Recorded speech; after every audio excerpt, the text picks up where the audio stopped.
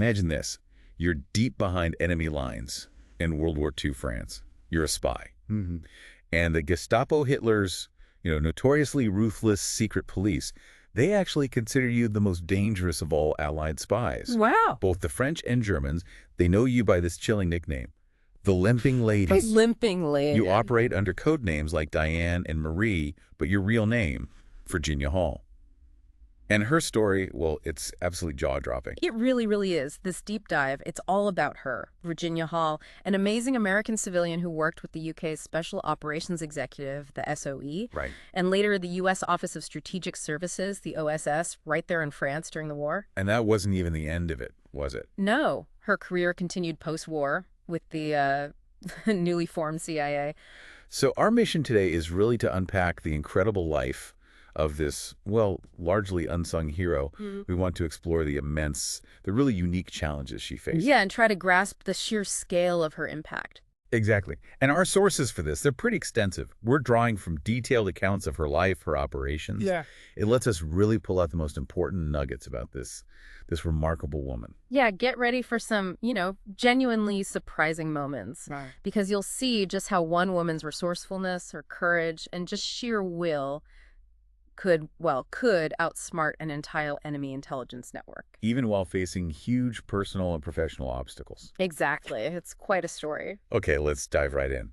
Because Virginia Hall's journey into espionage, it wasn't exactly straightforward, was it? No, not at all. She was born in Baltimore, 1906, and she had a really top-notch education for the time. Radcliffe, Barnard, George Washington University, studying French, Italian, German, economics. A real polyglot. Yeah. And her ambition, her big dream, was diplomacy, the U.S. Foreign Service. That was the goal, very much the goal, until this pivotal moment in 1933, a hunting trip in Turkey. Oh, right, the accident. Yeah, a self-inflicted gunshot wound, tragically, to her left foot. It turned gangrenous, led to an amputation below the knee. And that's where Cuthbert comes in. That's where Cuthbert comes in, her wooden prosthesis, which she humorously named Cuthbert. Cuthbert. It's such a memorable detail, especially given what happened next, because in 1937, despite everything, her qualifications, her resilience, the State Department rejects her diplomatic application because of this obscure rule against hiring people with disabilities. Can you believe that? She even appealed directly to FDR President Roosevelt, but nope, unheeded. Yeah. She eventually resigned in 1939. I mean, can you imagine pouring your life into that just to have the door slam shut like that? It's just devastating. And yet, what she did next, maybe that's her first really great act of defiance, When your dream is just shattered like that, how does that shape you? That incredible resilience, that ability to adapt, it clearly fueled what came next. Yeah, it's like that closed door just forced her onto a completely different, maybe even more impactful path. It seems that way, a really extraordinary path. And what a path it became. So February 1940, the war is already raging. Virginia Hall becomes an ambulance driver for the French army. Right. After France falls, she makes her way to Spain. What happened there? What was the turning point that pulled her into intelligence? Well, it was sort of a chance meeting, actually, with a British intelligence officer in Spain. And that connection, that led her to the SOE, the Special Operations Executive, in April 41. Formed, right. Pretty much. And her arrival in Vichy, France that August, it was groundbreaking. She was the first female SOE agent to actually take up long-term residence in France. An American woman in wartime France working for the Brits. How did she even operate? What was her cover story? Her initial cover was, well, pretty brilliant. A reporter for the New York Post. Cover. Yeah. It let her move around, gather intelligence, talk to people, send back reports. Absolutely vital stuff for the Allies. And she was incredibly adaptable, too. Quickly ditched the, chic Parisian wardrobe for very inconspicuous disguises. Operational security right from the start. Yeah. She understood it completely. Implicitly. And then she establishes this network, the Heckler Network in Lyon. She becomes this master of support operations. Yeah, she was funneling money, weapons, supplies to agents, helping downed airmen get out, setting up critical safe houses, even medical aid. And get this, when other communication lines failed, she actually used the American diplomatic pouch to smuggle reports back to London. It just shows incredible ingenuity, doesn't it? Resourcefulness. Totally. And her recruitment methods were unique. Oh, yeah. She famously recruited Germaine Guerin, owner of a prominent brothel in Lyon. Okay, that sounds incredibly unconventional. And risky. Hugely risky. But think about the potential payoff. Right. What kind of information could you get? Exactly. Guerin didn't just provide safe houses, which was crucial. She gleaned invaluable intelligence from the German officers who frequented her place. Wow. It just shows Hall's ability to see value, opportunity, where others might just see danger or stigma. Absolutely. And Hall herself lived by this motto, dubito ergo sum. I doubt, therefore I am. I doubt, therefore I am. Yeah, this cautious nature, it was key to her survival. In October 41, she just sensed something was wrong, declined to attend a meeting in Marseille, and it ended with a dozen SOE agents arrested. Her instincts saved her. It made her one of the very few agents still operating freely in France, and the only one with that communication line back to London through the pouch. Her caution, her ingenuity. It was all about to be tested in a huge way, wasn't it? Oh, yeah. One of the most remarkable operations of the war was coming up. The prison break. The Mossack prison break. She finds out those 12 captured SOE agents, the ones arrested in Marseille, are imprisoned at Mossack. So what does she do? She hatches this incredibly ingenious plan to free them, recruits Gaby Bloch, wife of one prisoner, uses things like sardine tins, other smuggled tools. Sardine tins? Yeah. To help the wireless operator inside, Georges Béguet, make a key. A priest even smuggled a radio to Béguet inside the prison so he could talk to London. The audacity is just astounding. Isn't it? And on July 15th, 1942, all 12 agents escaped. All 12? All 12. They hid out, made their way to Lyon to meet Hall, and then she got them smuggled through Spain back to England. That's incredible. The SOE historian, M.R.G. Foote, called it one of the war's most useful operations. Because so many of those escapees went back to France later and led new networks. It was a huge strategic win. But the Germans must have been furious. Furious is an understatement. Klaus Barbie, the Gestapo chief in Lyon, the butcher of Lyon. Right. He flooded Vichy France with 500 agents specifically to find her.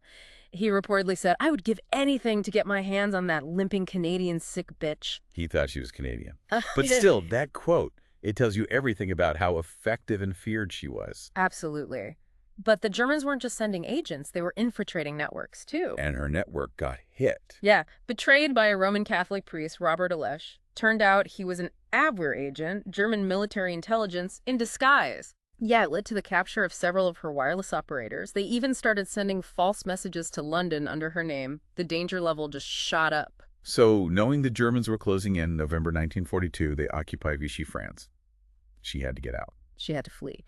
And she sent this cryptic signal to SOE headquarters, hoping Cuthbert wouldn't trouble her. Referring to her leg. Right. But SOE famously didn't understand. They replied, if Cuthbert troublesome, eliminate him. Eliminate Cuthbert. I mean, it's almost darkly funny given the state. It is, and it just captures the brutal reality, doesn't it? A simple reference to a prosthetic leg, so badly misunderstood. But what it really highlights is her sheer determination. Because the journey she undertook next was brutal. Oh, unbelievably grueling. She walked up to 50 miles over 2 days, crossing a 7,500-foot pass in the Pyrenees.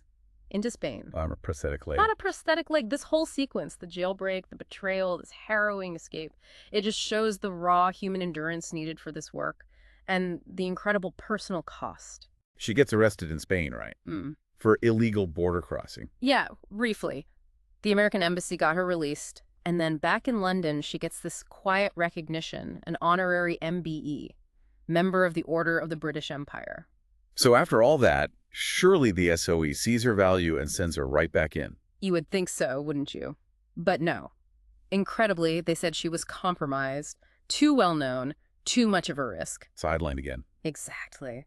But if we know anything about Virginia Hall by now, being sidelined just wasn't in her vocabulary. You're absolutely right. She just kept pushing, took a wireless course, joined the American, that's time, the OSS, Office of Strategic Services, March 1944. Couldn't parachute in because of Cuthbert? Right, so she arrived by motor gunboat, new code name, Diane, new forged French ID, Marcel Montaigne. And the disguise this time. Truly incredible. Yeah. An elderly milkmaid. No way. Oh, yeah. Grayed her hair, filed down her teeth to look like a peasant woman, masked her limp with this old woman's shuffle. Filed her teeth. Yes.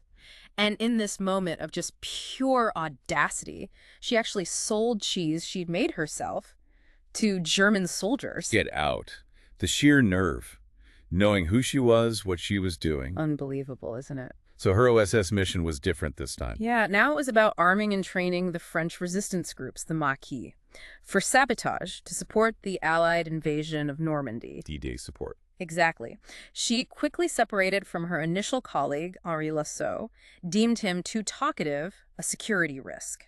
Always thinking security. Always. And to hide her American accent, she got a local woman, Madame Rabout, to actually do the talking for her in many situations, just leaving nothing to chance. Nothing at all. So she's organizing drop zones, safe houses, arming hundreds of resistance fighters. Right. Operating in the Haute-Loire region, helping the Maquis harass the Germans, supporting Operation Dragoon, the invasion of southern France. But she faced challenges leading these groups, right? Yeah. As a woman and only a second lieutenant. Oh, definitely. Real challenges asserting authority over these, often very traditional male Maquis leaders. She even complained back to OSS headquarters, said something like, "You do not give me the necessary authority." So how did she manage it? A woman, prosthetic leg, lower rank, leading these hardened fighters. Well, she found her leverage. She controlled the money and the supplies. That eventually gained their, quote, grudging acquiescence. Her impact was just undeniable.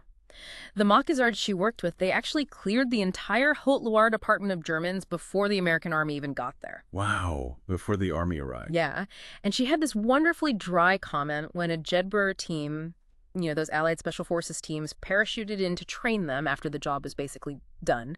She said this was after the Germans had been liquidated. Chuckle slightly. You could just hear the understatement. Her story really makes you think about leadership, doesn't it? Especially when the usual rules don't apply. Totally. Her perseverance, her ability to adapt and lead despite physical barriers, gender barriers, it offers some pretty profound insights. What stands out to you about leading, not just from authority, but from sheer capability and impact, like she did? Well, I think it shows. After the war, Hull goes back to Lyon. It must have been bittersweet. Extremely. She found out what happened to her associates.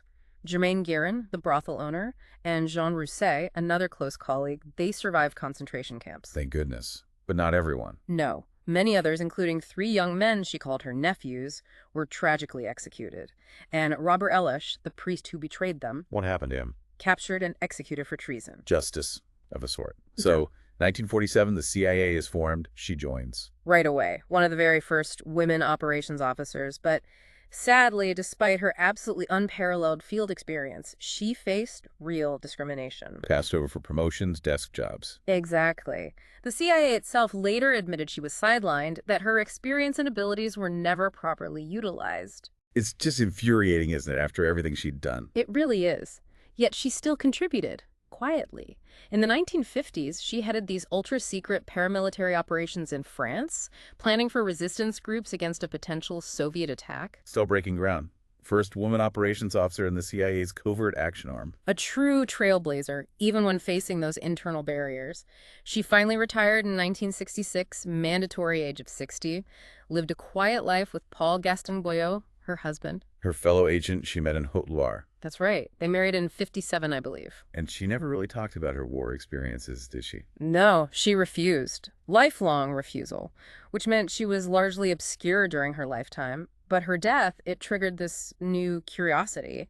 Finally, the recognition started coming posthumously. Well, she did get the Distinguished Service Cross back in 1945. Only civilian woman in WWII to get it. True. Though she refused a public ceremony with President Truman, preferred a private one with OSS Chief Donovan.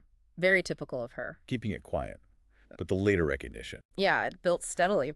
Military Intelligence Corps Hall of Fame in '88. French and British ambassadors honored her in 2006. And more recently, her life really shows the immense power individuals, especially women, can have.